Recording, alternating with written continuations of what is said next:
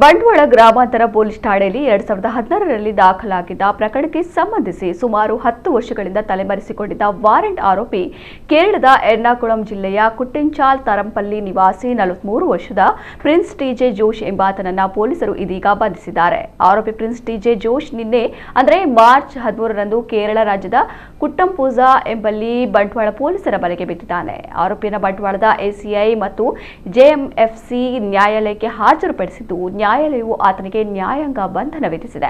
Bantwal ASP Yash Kumar Sharma ಅವರ ನಿರ್ದೇಶನದಂತೆ police ಉಪನಿರೀಕ್ಷಕ Manjunatha T ಅವರ ಮಾರ್ಗದರ್ಶನದಲ್ಲಿ ಉಪನಿರೀಕ್ಷಕ ಕೃಷ್ಣಕಾಂತ ಕೆ ಮತ್ತು ಸಿಬ್ಬಂದಿ ಈ ಪತ್ತೆ ಕಾರ್ಯದಲ್ಲಿ ಭಾಗವಹಿಸಿದ್ದರು.